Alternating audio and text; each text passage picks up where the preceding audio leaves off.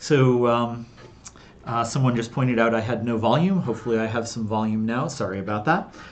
So like I was saying, welcome back to Math for Machine Learning. We're going to go over some more stuff about multivariate linear regression in general today. It's the same set of notes as it was last time. I'm just going to go into a bit more detail on some of the points. So let's get started.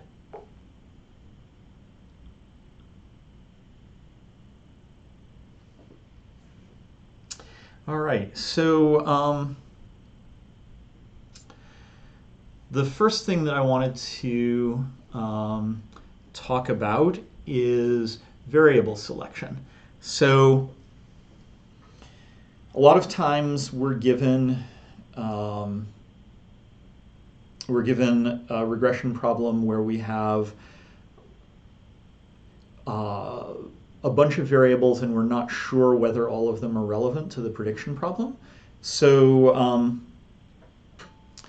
this can be sort of mild to moderate to severe. So mild meaning, you have 5 variables and 3 of them are relevant. Moderate meaning, you've got, let's say 50 variables and you think 20 of them are relevant. And severe could be that you have 1 million variables and you think that 20 of them are relevant. So the strategies that we take are, well, some of the strategies work in all of those cases, but of course you get better results the more you can narrow down by hand the set of variables that you want to use. In the worst case, it's actually possible to select 20 out of 1 million variables, even with only moderate amounts of data. Let's say thousands of training examples, and actually some of the methods we're going to talk about will work for that case. But let's go for the mild to moderate case first, because that's a little bit easier to think about. So if we take a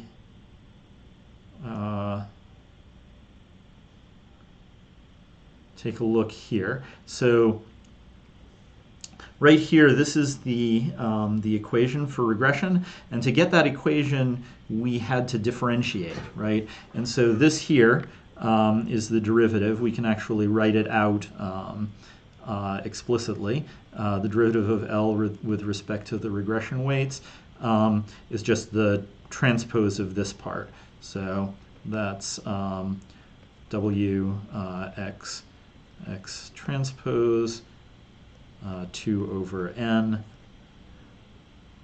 minus yx transpose, right? So this here implies that this is the derivative of the loss with respect to w, and you recall that the loss was the mean squared error. So I'm going to factor this a little bit. That's 2 over n times wx minus y times x transpose, just pulling out the x transpose to the right. So what is this? This here is the residual. And this here is our input matrix. So the whole thing, remember that we scaled our inputs so that they had 0 mean and unit variance. And we scaled our outputs as well to have 0 mean and unit variance. So what this is the 2 times the covariance between wx minus y and x, right? And if we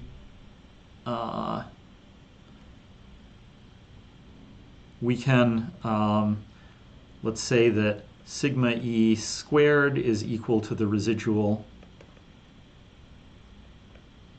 variance,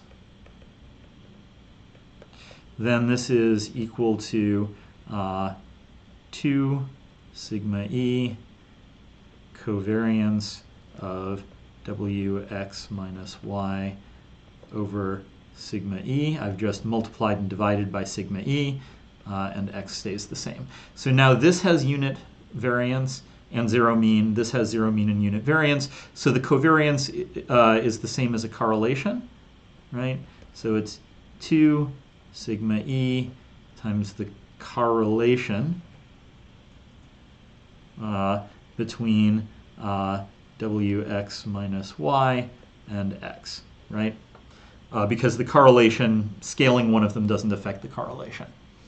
So what have we got here then?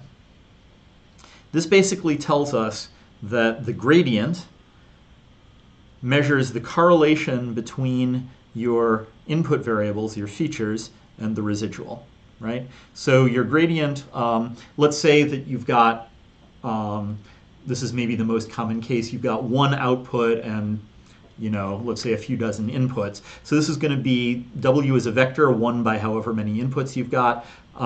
This correlation is also a vector, same shape as W. And so the gradient here is proportional to the correlation, meaning that each one of your variables, the weight on that variable wants to change in proportion to how correlated that variable is with your residual. So this is like, it's the source of a lot of intuition about regression, right? It tells you that we want to adjust the weights until there's no more correlation left between any of our input features and the residual, which is kind of nice to know. It also tells you that features with high correlation with the residual, those are the ones that we want to adjust, right? Those are the ones that the gradient tells us we need to move a lot. And so that interpretation tells us how to do variable selection, right? We should be looking to include variables that have high correlation with our residual. And so there's a lot of different algorithms that are based on this idea. Maybe the oldest is what's called forward selection. So you start out, let's write it here, forward selection. Oh my. You start with your weights at 0, and you repeatedly add the feature that maximizes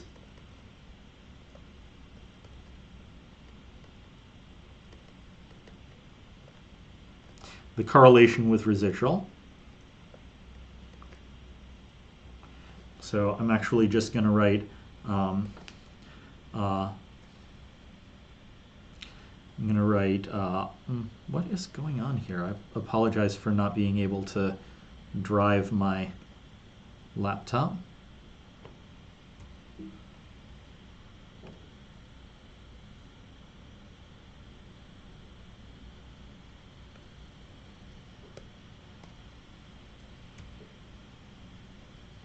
There we go. So W equals 0 and residual is equal to Wx minus y. Right? Add the feature that maximizes correlation with residual, meaning, let's call that feature J, meaning allow Wj to be non-zero. Set all of the Wj's that are allowed to be non-zero by regression.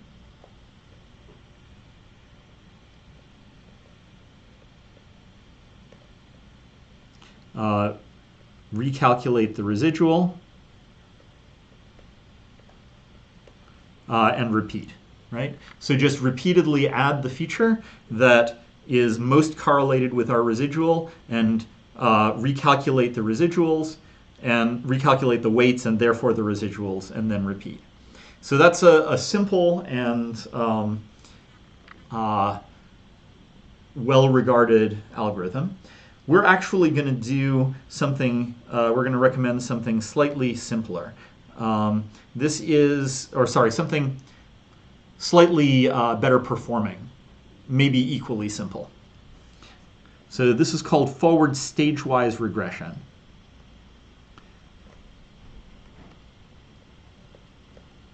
Or just forward stage-wise. So we're going to start with W equal to 0 again. We're going to calculate R the same way before, Wx minus Y. And now, again, we're going to repeat. And this time, what we do is we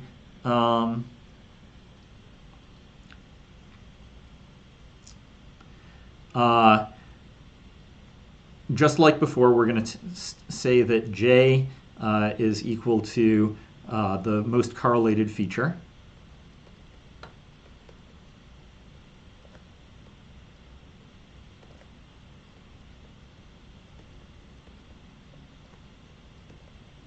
But this time, we're going to say that Wj, instead of completely letting it be free, letting it go non-zero to whatever the regression wants to set it, we're just going to increment it a little bit. And in particular, what we're going to do is we're going to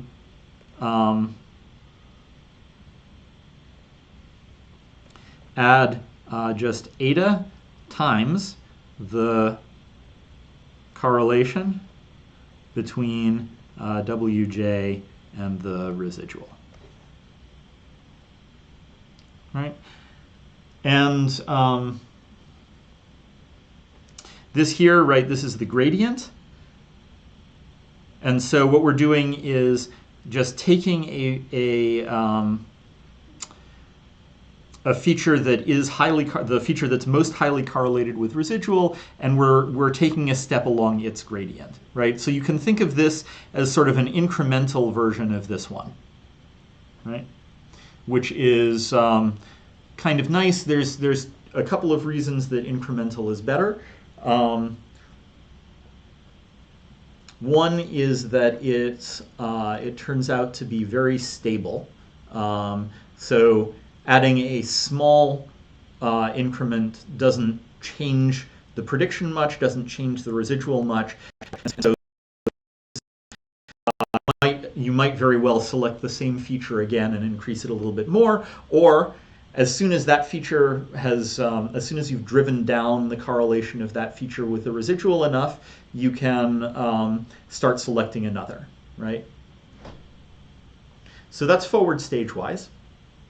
And both of these algorithms are actually really, really simple to implement. They're like 5 lines of MATLAB code, and they're effective. And in fact, I would say that forward stage-wise is one of the most effective algorithms for variable selection. There are a bunch of other popular ones that I've heard people argue are as good or better, but none that are as simple to implement. I guess I should mention,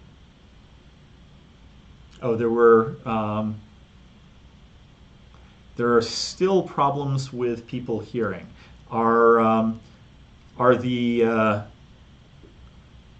Is the audio back?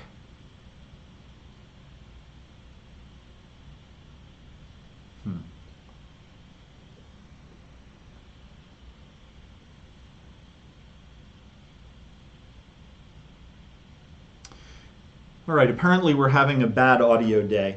Okay, so let me, apparently what was missed was just the stuff about the advantages and disadvantages of different variable selection methods. So let me just say that again. As far as this class is concerned, we're basically going to recommend forward stage-wise as a good trade-off between effectiveness and simplicity. So forward stage-wise is nice because it's incremental. That means that you don't add sort of more weight on a variable than you need to drive down its correlation with the residual. So that makes it, fairly stable as compared to forward stepwise regression, forward selection, the first algorithm we talked about. In forward selection, a variable is either in or out. There's no sort of halfway, and that means that it makes big discontinuous jumps, and that can be a little unstable. The other common methods that people recommend for variable selection, lasso is one of them, and it turns out that lasso works quite well, and there's the problem with lasso, or the feature depending on how you think about it, is that there is almost a cottage industry of figuring out what is the best algorithm for lasso. And so there's not, it's not what I would call necessarily simple to implement, although you can download code for it off of the web, and that code will work pretty well if it happens to be set up for your, the sort of situation you're in. So I would say, lasso is probably equally good with forward stage-wise, but maybe more difficult to implement if you have to implement it yourself. Or if you use somebody else's code, you have all of the disadvantages that come with that. You don't understand what's going on in the middle of somebody else's code, and if it breaks, you don't know why. So for that reason, I would say, at least for the purposes of this course, the forward stage-wise regression is a pretty good choice. The other common one, well, maybe not so common, but the other recommended one is mixed integer programming. You can actually set up a mixed integer program to minimize the number of variables that you use while achieving the lowest possible prediction error. And the reason this is not common is that it's actually quite difficult to get it right. So there's two ways in which you can fail to get it right. Failure mode number one is if you set up a big mixed integer program, those are notoriously difficult to solve quickly. And so it's actually quite difficult to set up the integer program in a way that finishes fast.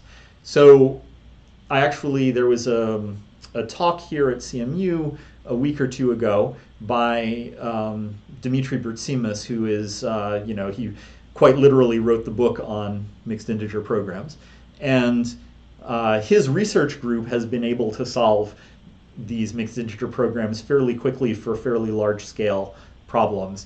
But that's his research group, and I would not want to take on that problem without a similar amount of optimization experience. So that's computational efficiency. The other is that it's also tricky to set up the optimization problem right so that you get a stable answer. And stability is important both from the point of view of machine learning. Stable machine learning algorithms tend to perform better in practice, as well as from the point of view of interpretability. If the answer changes with 0.0001% change in your data, then you don't trust it very much. All right, so the summary of this part is basically there's a lot of algorithms that will let you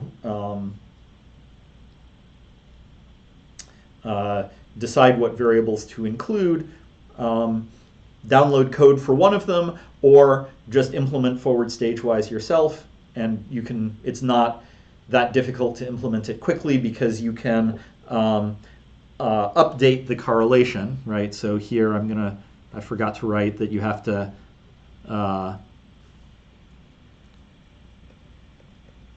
update the correlation after your change to W, and you can update that correlation very quickly by just you made a sparse update to W, and so you can make a sparse update to the you don't have to read in all of X in order to make an update to the residual.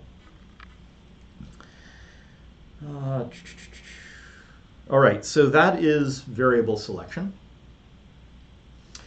I should mention as well, so far, up until the beginning of this lecture, we've advised you about like not putting too many variables in to your regression.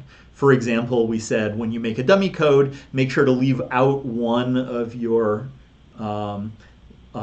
values of the variable you're making a code for, because otherwise you'll get collinearity, rank deficiency. When you're doing variable selection, there's no such problem, right? Throw in all of your dummy variables if you want. As a matter of fact, throw in more, right? Throw in any groupings of those dummy variables that you think might be worth selecting. Throw in a whole bunch of transformations of your variables, right? And let the variable selection algorithm sort it out. And I'm not going to go into theoretical results about variable selection, but basically the variable selection methods, like forward stage-wise and like lasso and like mixed integer programming, they can all handle having a few extra variables thrown in, and they'll produce fairly stable and accurate results, at least for prediction, if not for the identity of the variables that they select, even with a few extra choices thrown in. So these sort of variable selection methods are actually pretty convenient. You can save yourself some effort by letting them choose your variables for you instead of doing it yourself. Now, as always, when you make that trade-off, you have the chance that the machine will get it wrong because the machine doesn't know what you know, right? You might know a reason why some variables are more likely to be relevant than others. Or you might know that certain nonlinear transformations of your data just don't make sense. And so you could use those to help you select variables. But in the absence of more information, it's not a bad strategy to just throw them in and let the forward stage-wise sort it out. All right. The other thing that I want to mention, and this is at least as much philosophical as it is practical, but hopefully it's both, is why you're doing variable selection in the first place. So there are basically two reasons to do variable selection. Reason number one is prediction accuracy, right? If you include lots and lots of extra variables in your regression, you're going to get noisy results. I'll actually talk about that a bit more in a few minutes. But if you include too many variables in your regression, you'll get noisy results, and that means that if you do variable selection, you can get better prediction. The other one, and this is the philosophy part, is that people want to do variable selection to try and interpret which of your input variables actually cause the changes in your output variables. Now, when I say cause, like big red warning signs should go off in your brain. Hopefully all of you have heard the old saw that correlation does not imply causation, and regression is all about correlation, right? There's no reasoning about possible causation anywhere in your regression algorithm. And so there's always a big danger when you try to interpret the regression weights that your variable selection method decides to set to be non-zero, or as well the regression weights output by ordinary linear regression without variable selection. So let me give you an example of what can go wrong, right? So you go and you measure a whole bunch of things about a bunch of people to try and determine causes of some disease. Let's say lung cancer, right? So one of the things that you happen to measure is whether they have stains on their fingers, right? Yellow stains on their fingers. It turns out there's going to be a high degree of correlation between having yellow stains on your fingers and having lung cancer, because if you smoke, you can get stains on your fingers, and if you smoke, that can cause lung cancer, right? And so this setup is called a hidden common cause, where there's a variable that you didn't happen to measure. Of course, we know more about the world, and we wouldn't forget to measure smoking, but let's say that we did forget. And so we haven't measured smoking, we've just measured stains on the fingers and lung cancer. And our regression would come out with a positive weight on finger stains when you're trying to predict whether a patient gets lung cancer.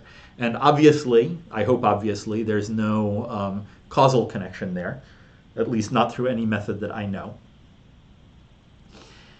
And so you get the wrong answer. Now, this is an example that's maybe obvious to people because we know sort of what the plausible causes are of lung cancer, and that finger stains are probably not a plausible cause. But there are a ton of examples in data sets that you don't understand as well that are equally bad from a point of view of deciding causation, and they can fool you very easily. So for that reason, the gold standard for determining causation is not a linear regression, at least not a linear regression on data that you happen to find lying around. The gold standard is what's known as a randomized controlled trial, where you actually go and you change the input variables, right? So, for example, you paint stains onto somebody's fingers and you see whether that causes lung cancer. Now, unfortunately, or I guess in this case, fortunately, you can't go and apply treatments to patients that you think might cause lung cancer. That's just not ethical. And so a randomized controlled trial is not always feasible. But it's basically the only method that I know of that's more or less guaranteed to be able to tease apart whether a connection is causal or not. Now, in between, there's a whole bunch of methods that are better or worse at uncovering causation. And those are maybe a topic for a future course. They're not, there's probably an entire course worth of material that you could look at on methods for determining causation. I just want to mention one more, which is what's called a natural experiment. If you happen to know that the mechanism that generated your data included something that randomly set one of your variables, then that can actually be very helpful in determining causation. So a good example of that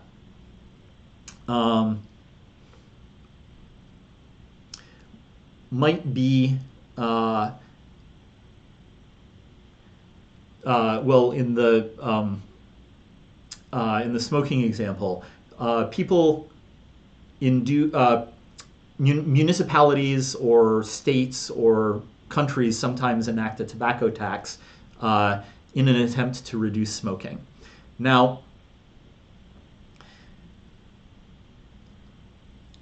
the actual decision of whether to impose a tobacco tax could in fact be correlated with smoking, right? So if you think that, if you're a government and you think that too many of your population are smoking and that cancer incidence is too high as a result, you might decide to impose a tobacco tax. But in the same municipality, immediately before and after the tobacco tax gets imposed, presumably the other factors haven't changed very much. And so that's sort of a natural experiment. There was something else that caused a change in your variable from lower to higher, or higher to lower incidence of smoking, lower to higher taxes. And that natural experiment can help you determine if, sometime after that, sometime after that decision, the incidence of smoking goes down and the incidence of cancer after that goes down, then you might have a stronger bit of evidence for causation. All right. So like I said, the distinction between correlation and causation is a very deep topic. What you can do right now is just be very careful about what you say about the result of a linear regression. So I've heard talks where the person goes through, does a linear regression on some found data, and then says, and therefore the causes of the output variable are, the 3rd, 7th, and 12th input variable. And just don't do that, right? Don't say that you've discovered the causes. Say that you've discovered maybe potential causes or causes that, variables that deserve more investigation as to whether they might cause, right? So basically, the advice for now is just to be aware of the difficulty of proving causation, and then take more machine learning courses and learn about all of the clever ways that people have come up with to try and figure out causation. All right.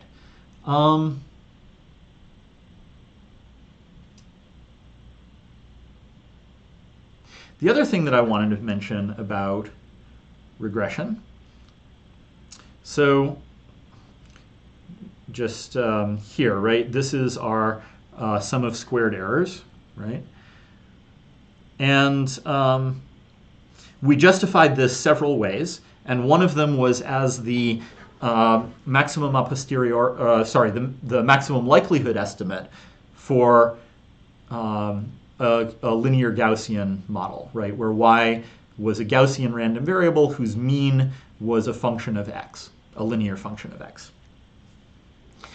So maximum likelihood isn't the only way to estimate a model, and in fact, right when we talked about maximum likelihood, we also talked about maximum a posteriori. So what happens if we do maximum a posteriori, right? So what if we say that W is distributed as a normal distribution, right? A priori, with some mean, let's say 0, and some variance, let's say sigma.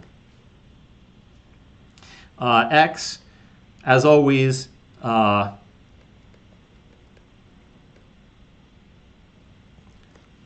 so our input variables in our conditional model can be distributed in any distribution. We don't care. That's one of the advantages of having a conditional model.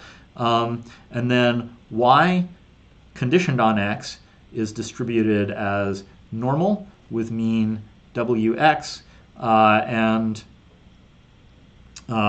variance little sigma squared. So I'm going to assume here that we have only one output to keep the notation simple.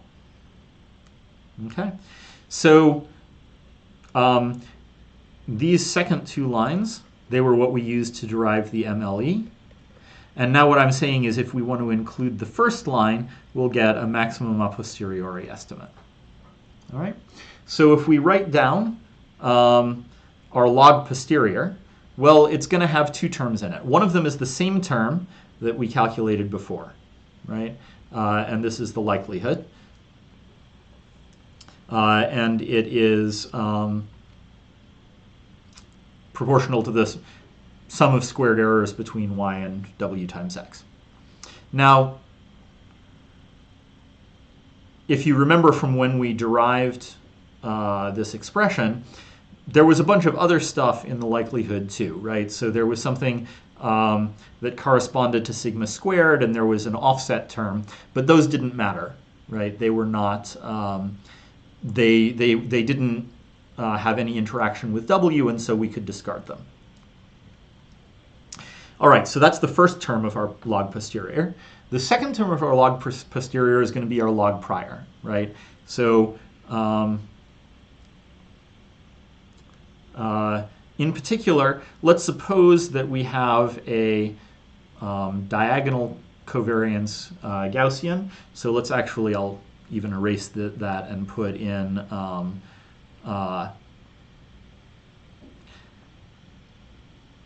we'll give it, we'll call it sigma p for prior squared times the identity matrix, right? So this is a diagonal covariance where we just have a separate Gaussian prior of width sigma p for each one of the components of w, right? So then the prior p of w, we'll actually write the log prior. That's equal to some stuff that I'm not going to write down. minus 1/2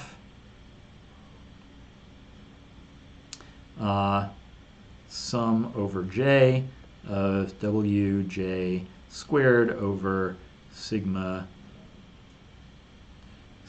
p squared, right? And so and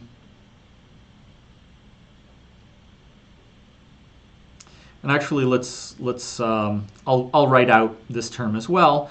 We get that log p of y given x is equal to some stuff that doesn't depend on w, minus 1/2 sum over training examples, which I think we indexed by t, 1 over sigma squared y minus w dot x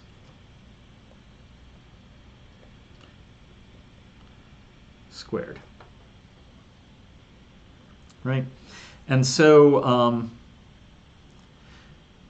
here, right, we get, this is quadratic in w, this is also quadratic in w, and so when we add these two terms together, we get a another quadratic in w, and there's two terms. One is the sum of squared errors, and the other is the sum of squared entries of w, and their relative weights depend on two things. How much training data we have, right, because then there's going to be n copies of this if we have n training examples, and also the relative sizes of sigma p and sigma, right? And so when we combine those, we'll get a new loss function, which I'm going to write as y minus wx squared Frobenius norm plus norm squared of w. And then there's going to be a relative weight that depends on, let's see, I'm going to write this as an average. Actually, no, I'm not. I'm going to leave that as it is. So there's going to be a relative weight between these two terms that depends on sigma p and sigma, but I'm not going to calculate what that relative weight is. I'll just write lambda so that I can adjust the relative weight of those two terms. And then maybe for interpretation, what I'll do is I'll divide the whole thing by the number of training examples so that now I have my log likelihood per training example. So this here, right, this is almost the same as the regression problem that we did before, except it's got this one extra term. And if we go through and we take this exact same derivation that we did before, what will happen is that instead of this equation, we will get something that looks like this. W times x transpose plus lambda times the identity matrix is equal to yx transpose. And I'm not going to go through the derivation because it's essentially the same as this. It would actually be probably a good exercise for anybody who's interested to go through and get this from our assumptions up here. But what does that mean? So we had the ordinary normal equations here, and here what we're doing is we're modifying the normal equations by adding a multiple of the identity to the XX transpose matrix, right? This is the covariance of the scaled covariance of the input data. So this is a method called ridge regression. The reason for that is maybe that, you know, if you look like here's the X transpose matrix, and what people do is they add a little something extra, right? We just add plus lambda to each one of these diagonal elements, and so people thought that this looked like a little ridge that you added along the middle of your covariance matrix. So I don't know, you know, the name is maybe not the best, but it's called ridge regression. And just like ordinary regression, ridge regression is very commonly used, and it doesn't require the Gaussian assumption, right? We derived it using the Gaussian assumption, but it works quite well even in the absence of Gaussianity. And so in particular,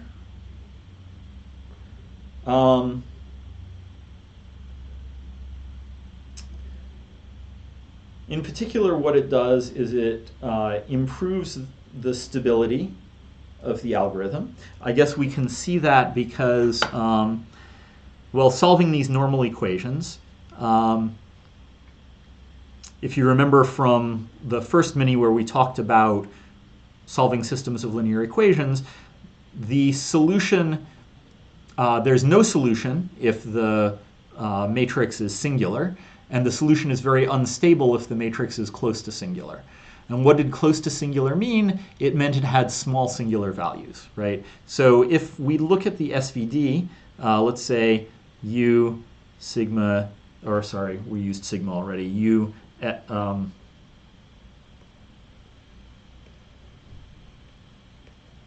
U, I don't know why it's doing this today, U S U transpose, right? So this is the SVD of X.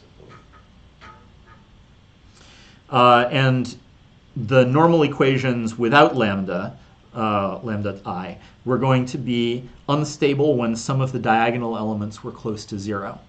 So now, if we add the lambda I, right? Well, so U is by definition orthonormal.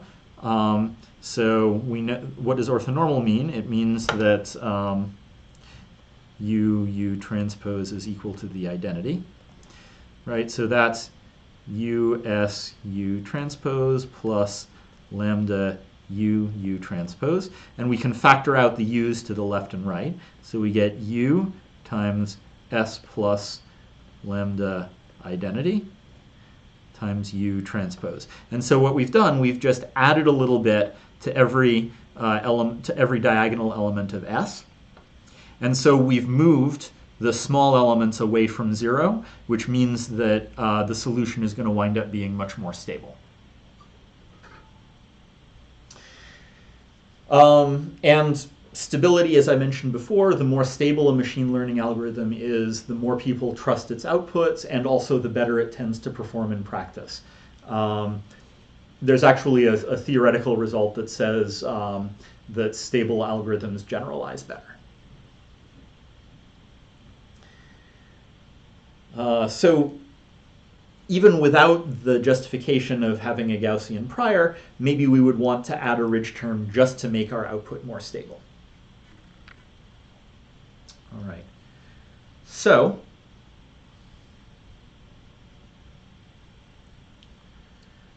I think that's basically what I wanted to say about regression. What I'd like to do now is hand out the programming part of our homework. And this is going to be due a week from today, midnight, 11:59 p.m. So I'm just about to post it on Piazza.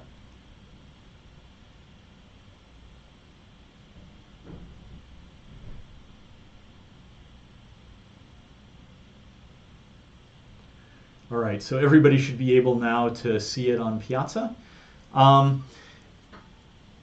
Please have a look at it. But basically what the homework assignment is to do a regression problem. So I've put up a training data file, and the training data file, we generated it according to some hidden regression rule. So we know that there is a good regression model, but that regression model might have any of these features in it that we described. So it might have categorical variables, it might have outliers, it might have some irrelevant variables, it might have nonlinear responses like interactions between input variables or like nonlinear transformations of the variables. And it's going to be your guys' job to go through and use all of these methods that we've been talking about to figure out what is the right regression model to fit. And there's sort of two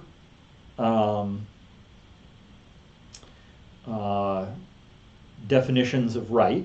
One is that you figure out our true hidden answer that I've got stored in a tightly protected file on my computer somewhere. So that's one. And the other is how accurately can you predict on held out data. And for the second purpose, what we've done is we've given you just the x's, not the y's, for some held out data. And so part of your hand-in is going to be a file of predictions on these new examples. And we'll compare you to the correct answer for each of those and score a small part of your homework score based on how close you are to the truth. All right, so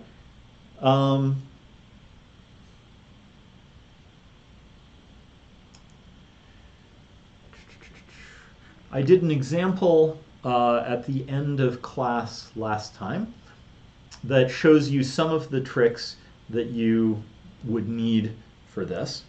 So in particular, I showed you guys making a dummy code, and I showed you guys discovering and removing outliers. I believe that I did not yet show you discovering an interaction term or doing variable selection. And so maybe I can show you a little bit about that. But basically the rest of this class period is going to be for you guys to look at the homework assignment and understand it and ask questions. So please interrupt my example with questions, but I will go ahead and show you the example again.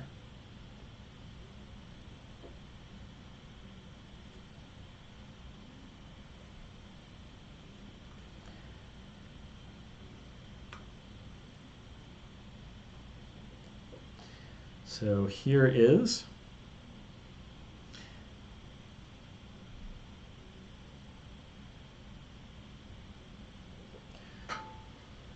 all right. So here's a scatter plot. The first three variables are our x's. These are the continuous inputs. The second three variables, if you remember, there was a categorical variable in our original file, and so we discovered that using a plot, and we went and we split it up into three dummy variables. And then here's this last row and column correspond to the output variable. And if you look at it, you can see that there are some bad outliers here. And we can actually find those outliers, right? So if I make if I do a linear regression and make a residual plot, you can see here, right, that this guy is almost certainly an outlier, this guy is, and this guy is. And the way we removed outliers was by masking, like looking at the residual plot and just masking out those points. And so let's do that, right? And so to start out with, I'm just going to mask out everything that has a residual larger than 2 or minus 2. And if we do that, we get something that looks like this, right? And so I masked out everything that's was above residual of 2, and now you can see that that changed our fit, right?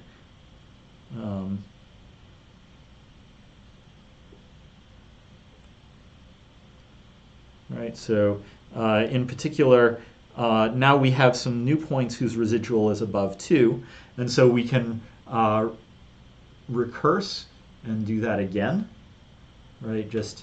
Or repeat rather than recurse. And so I'll do that, right? And again, that reveals another point that is probably an outlier, meaning this one here, right? So let's mask them out again.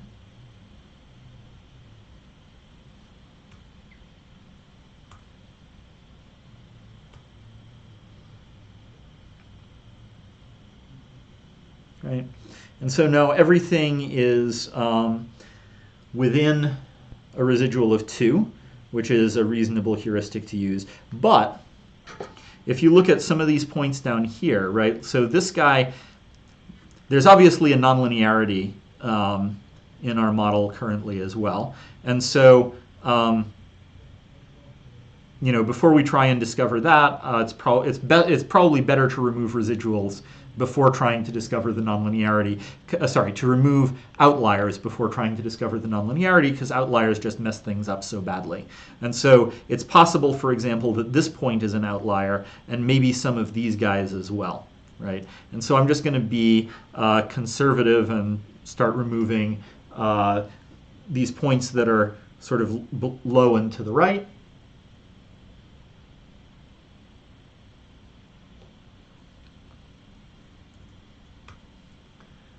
And the updated residual plot looks like this, right?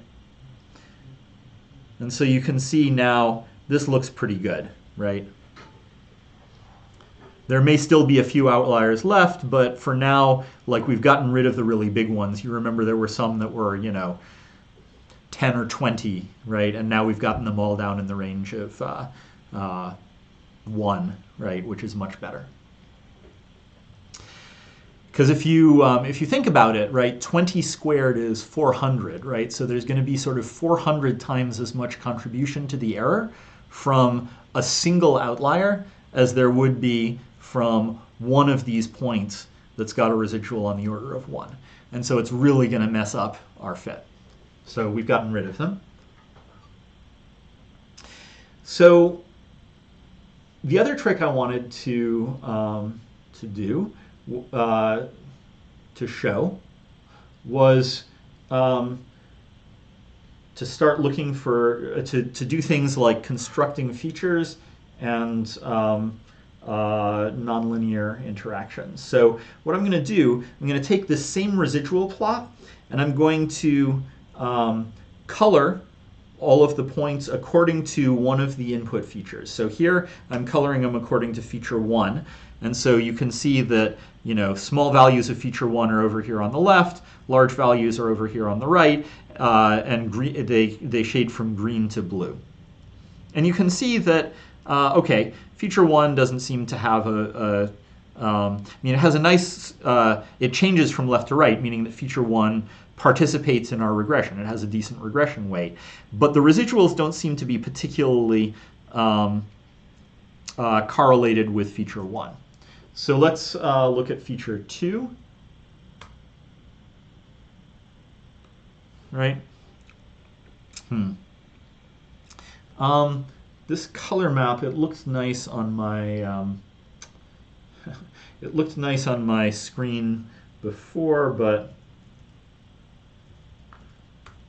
let's see if we can get now. There we go. This is a much higher contrast one. And so you can see, so feature 2 is, again, it changes from left to right, but it doesn't look like there's, a different relationship. It doesn't look like feature 2, tends to be above over here and below over here, right? Like, there's no sort of vertical influence of feature 2. There's just, it appears horizontally. So let's look, we can keep doing this.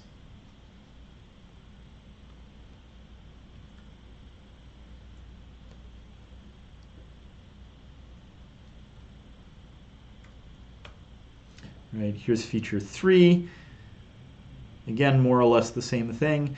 This one actually, feature 3 doesn't even seem to be strongly correlated with the prediction, right? There are dark blue points sort of all over. Feature 4,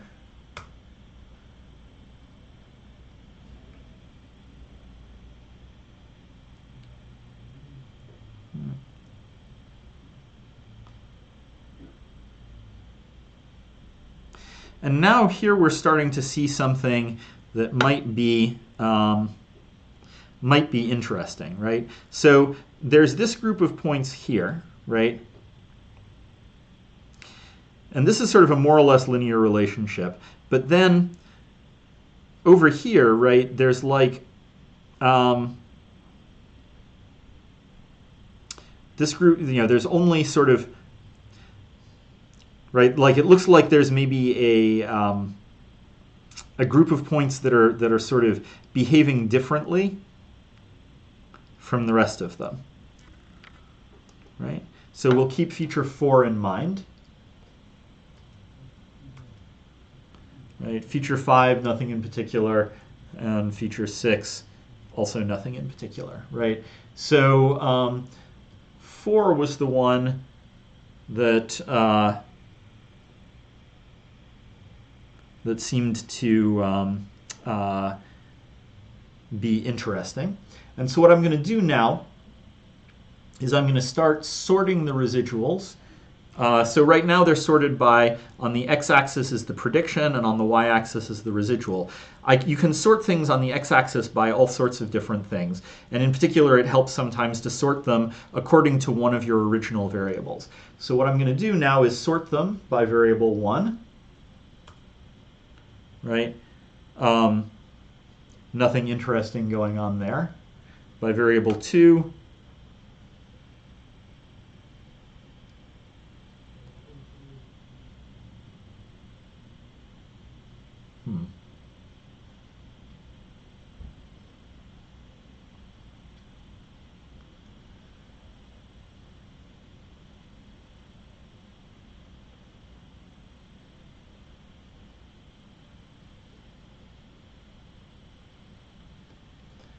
By variable 3. And that's all. Those are all of our continuous ones. The remaining variables 4, 5, and 6, those are all those are all the dummy variables that we created.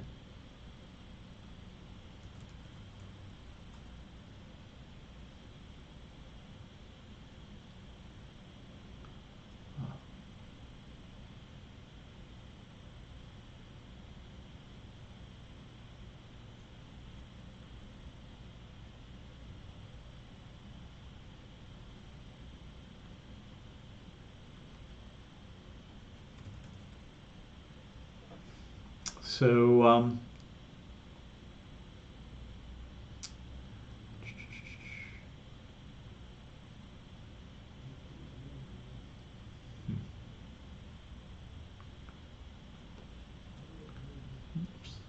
so let's go back and look at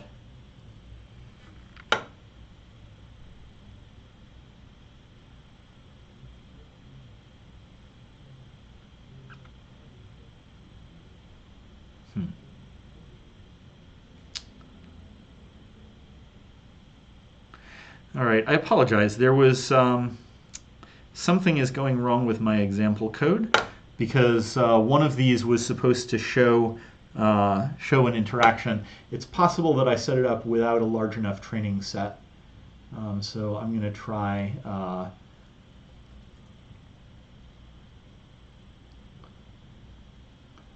a larger training set.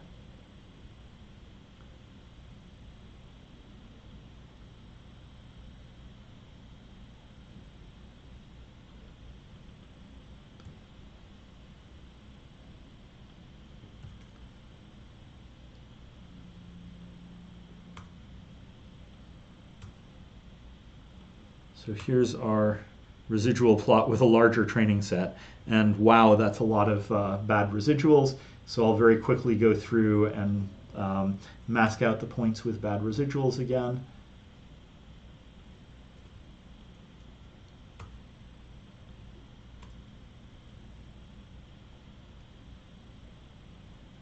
right? So step 1 has improved things greatly.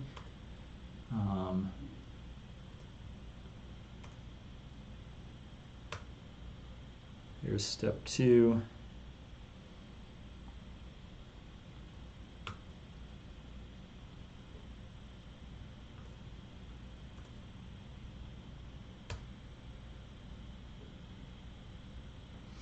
And then the same thing, I'm going to start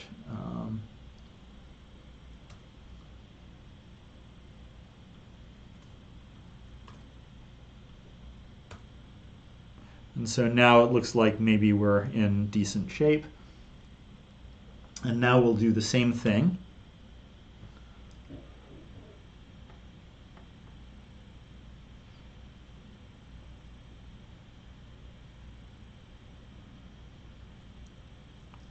Yeah, now it sort of makes, now you can see what's going on, right? So here I've shown the residual plot now where the points are sorted by feature 1, colored by feature 4, which we found before, and then the y-axis is the residual. And you can see that there's this blue cloud that is maybe slightly sloped down and to the right.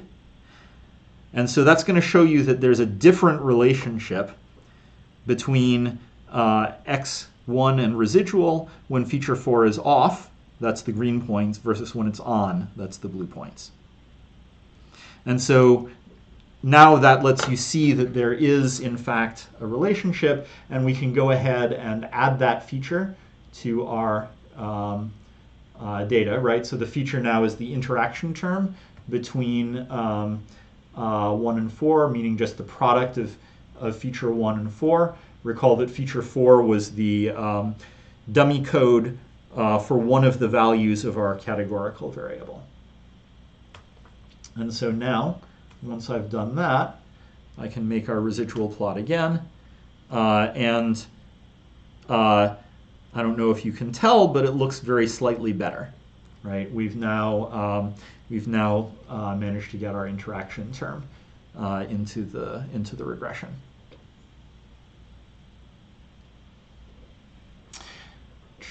Yes, so I'm getting questions about how to read the graphs, right? So let's take a look now here, right? And so what you're looking for is, so here, this is, now let me go back to the graph before we added in our interaction feature. So this is the good graph, right? There's essentially the same relationship in the blue and the green points, right? This is just sort of a cloud with no particular horizontal slope for both the blue and the green dots. Whereas if we go back and take out the interaction feature and remake this plot,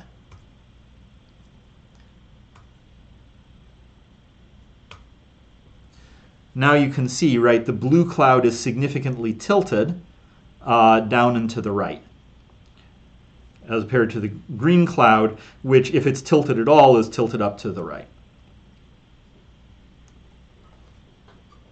So hopefully that helps. You can actually, I didn't do it here, but you can actually fit a line to the blue and the green points separately, and then you'll see the slope of the line would be, right, that's just univariate regression. You see the slope of the line would be different.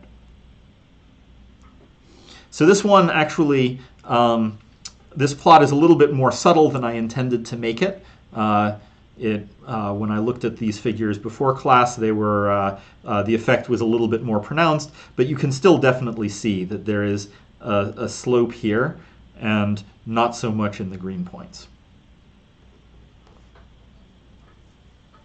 Right.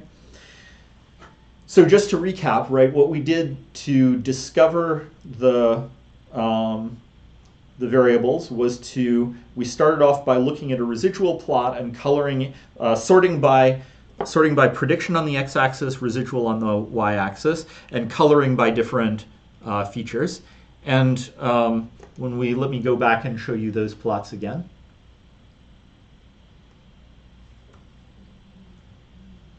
Right, so here's the original residual plot. And you can see that sort of we expect that our variables will be correlated with the prediction, right? So the fact that the green points are over on the left and the blue points are over on the right just means that the green side are predicted to have smaller y than the blue one. But what we're looking for is if there's a group of points that seems to have a different relationship with the residual than another group. And so if we go back to 4, right, you can see, the blue points are about even density across, right, the horizontal axis, but there's sort of a lot fewer blue points up here, right? So, this part here has a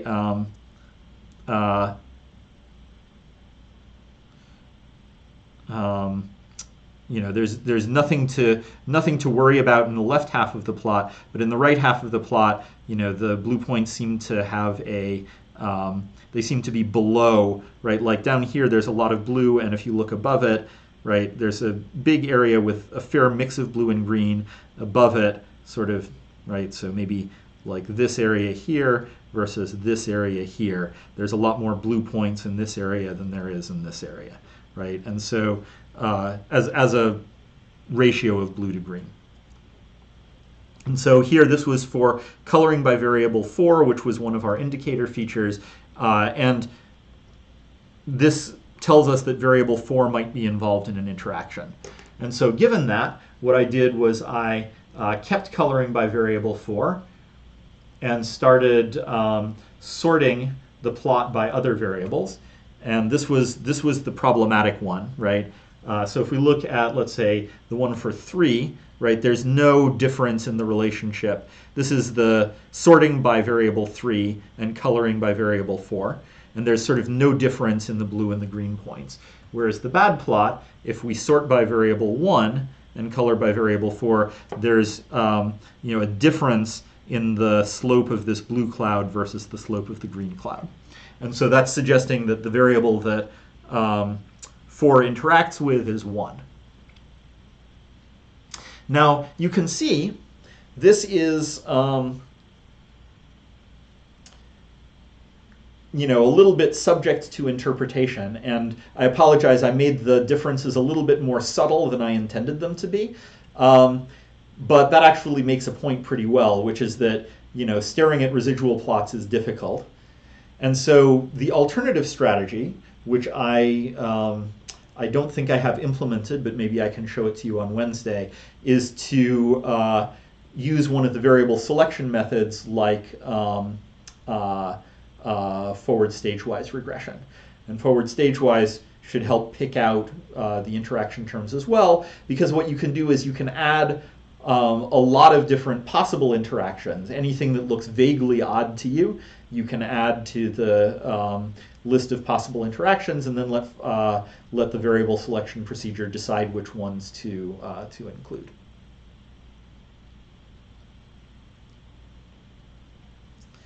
All right. So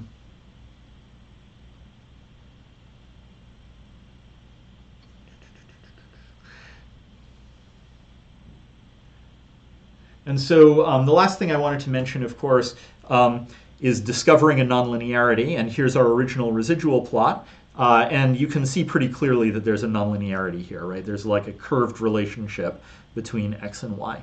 And so what you can do is add nonlinear transformations of your input variable, things like their squares or their cubes or whatever. Don't go too crazy. Don't add x to the 27 because that's going to be a ridiculously huge number. But add a few sort of low order polynomial terms and see if you can correct see if you can get a more linear looking relationship after that. Right.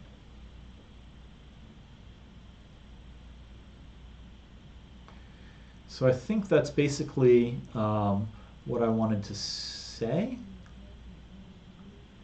And we haven't gotten a lot of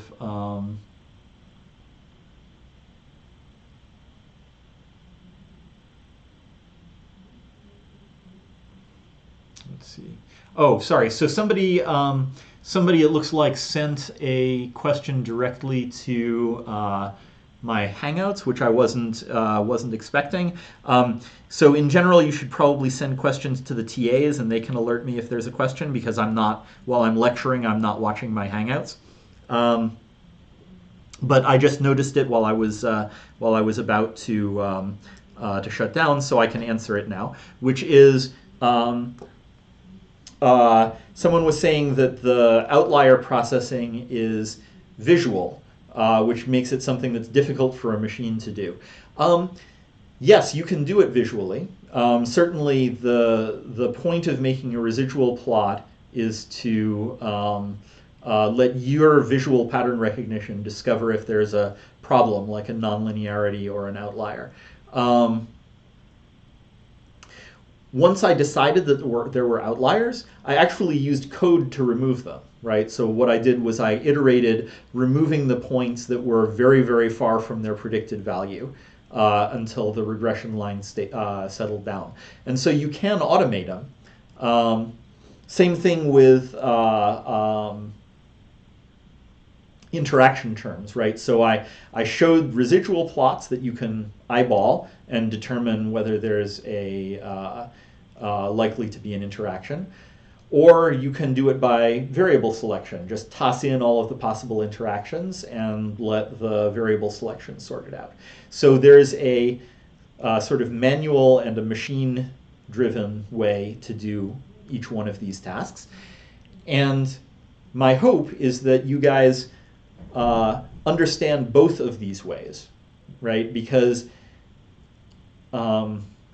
when you write machine learning code, often there's a bug in it.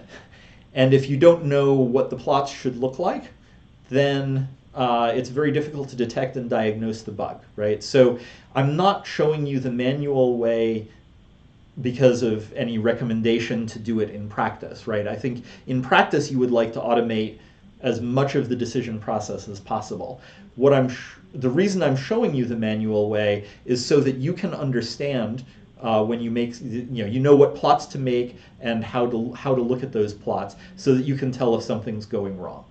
And this sort of skill of debugging machine learning methods is one that basically requires lots of practice to learn to do well. And so I'm trying to get you started early on the make lots of plots and be sure that every output of your machine learning algorithm makes sense. I'm trying to get you started on those habits early.